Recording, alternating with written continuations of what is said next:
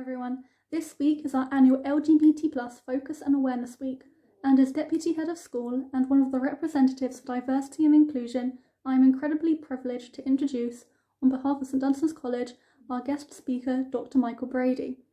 Dr Brady was appointed as a National Advisor for LGBT Health at NHS England in April 2019. Since then, he has worked with the Government Equalities Office, various partner organisations and the LGBT community to address health inequalities for LGBT individuals to improve experience in the NHS. He is also an HIV and sexual health consultant at King's College Hospital. Hello, my name is Michael Brady. I'm the National Advisor for LGBT Health at NHS England. It's a real pleasure to be talking to you in the first few days of LGBT History Month. It's also a real pleasure to be talking to you during the week that you as a school are going to be thinking about LGBT issues. LGBT History Month is a really important time for us to look back and reflect on the persecution, the stigma, the discrimination and the harassment that LGBT people have experienced throughout history and still experience today. It's also, though, a time for us to celebrate the progress and the successes that have been made, and to recognise and celebrate those individuals, those communities and those organisations that have worked so hard and fought so hard to make this change happen. And thirdly, History Month is a time for also for us to think about what else we need to do. The world is not perfect. LGBT people still get harassed, bullied, discriminated against. So it's a time for us to think about what more do we need to do to address that, to make sure that our society is truly fair, truly equal, and one in which LGBT individuals can live their lives free of discrimination as their true selves. When thinking about LGBT issues, it's important to reflect and remember exactly what we're talking about. LGBT stands for lesbian, gay, bisexual and trans, or transgender. So it's an umbrella term that covers a wide range of people, a wide range of sexualities and a wide range of gender identities. So although we talk about LGBT as a group or as a community, it's important to remember that within that group there's a huge amount of individuals, or a huge amount of diversity and a huge amount of difference. So for example, a gay woman's experience is not going to be the same as a trans woman's experience. A bisexual man's experience is not the same as a gay man's experience. So we use the umbrella term to talk about the community broadly, but must remember that within that there are individuals, there is diversity and there's very different experience. Now it's true to say that throughout history, LGBT people have been persecuted, have been discriminated against, have been bullied and have been harassed. But having said that, in many senses things have improved considerably. Certainly over the last 50 years in this country, we can see there has been real progress towards better LGBT equality in the UK. It probably started, one of the tipping points was in 1967, which is when homosexuality was decriminalised. So until then, it was against the law to be gay and you could be sent to prison for being gay. As right up until the 1980s, some gay men and lesbian women were put through what's called aversion therapy, which is where they were given electric shocks or chemical treatment to try and cure them from being gay. Clearly that's something that you can't do because you're born gay, so you can't be cured of it. But the reason that aversion therapy existed was because in those days, which is not that long ago, it was thought that homosexuality was a mental illness. It was a disease. It was something that was wrong with you. And in fact, it wasn't until 1992 that the World Health Organization delisted or took homosexuality off the list of mental health conditions. In 2000, Gay and lesbians were allowed to serve in the army. Before that, you weren't allowed to fight for your country if you were gay or lesbian. In 2003, civil partnerships were introduced. So gay men, lesbians could form a civil partnership.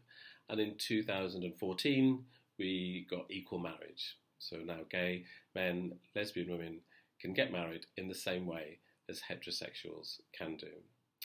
Another important turning point, certainly in terms of the law, was the Equality Act, which came in 2010, which made it illegal to discriminate against anyone based on their sexual orientation or their gender identity.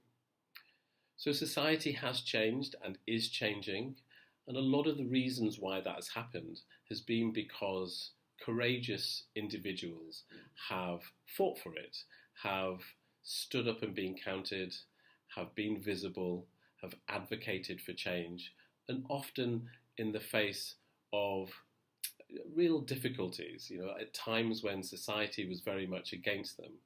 And as I've said, LGBT History Month is an important time for us to remember their contribution to this fight. Now, I know that during this week you're going to learn about 4 examples of 4 very courageous women from the LGBT community who are good examples of individuals who have fought to make this kind of change in society. You're going to hear about Catherine Duleep Singh, who was an Indian aristocrat and the goddaughter of Queen Victoria, who fought for votes for women. She lived openly as a gay woman and helped rescue many Jews during the war. She lived in Nazi Germany. You're going to hear about Gail Lewis, who is a black gay woman, was an activist in South London, who fought really hard for racial equality. You're going to hear about Jan Morris, who is a trans woman, who was a very eminent travel writer and journalist. And you're going to hear about Vita Sackville-West, who is a very prominent writer and a bisexual woman, and lived very openly as a bisexual woman in the early part of the 20th century. These are all really good examples of courageous individuals who have made a difference and moved us forwards in the fight for greater equality for LGBT individuals. So their stories tell us that the LGBT history is not just one of persecution, of stigma, and of discrimination. It's also one of strength and power, and individuals who have really fought to make a change. So they've contributed to making our society better, but it's still not perfect. And it's also important to remember that globally, the experience is very different. There are still 72 countries around the world where it is still illegal to be gay, and there are 11 of those countries where you could face the death penalty for being gay.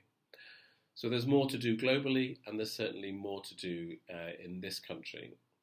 Now, in my day job, I work for the NHS to address LGBT health inequalities. And this is one example of how broader discrimination within society impacts on individuals. LGBT individuals generally have worse health than others. They often report worse experience of health services. They often won't go to health services as much as other people because they're fearful of being discriminated against, and often their outcomes, their general health, is worse than others. A good example of that is mental health. LGBT individuals face much worse mental health than others, much more likely to be depressed, more likely to have eating disorders, more likely to self-harm, or more likely to commit suicide. So this is all part of the wider experience of living as an LGBT individual in society that impacts on their mental health, on their general health, and how they access and interact with health services. So I spend a lot of time working on that, supporting training for healthcare professionals to make things better, and supporting the development of more inclusive health services so that lesbian, gay, bisexual and transgender individuals will feel comfortable accessing healthcare in the UK. So the last couple of things that I wanted to say was just a little bit about what we can do. What can you do as an individual to make a change? And that's something about being an ally, being a friend. So you don't have to be part of the LGBT community to make a change. You can make a change through kindness, through not making jokes about people, through listening to people if they're telling you their stories, and supporting them if they're different from you.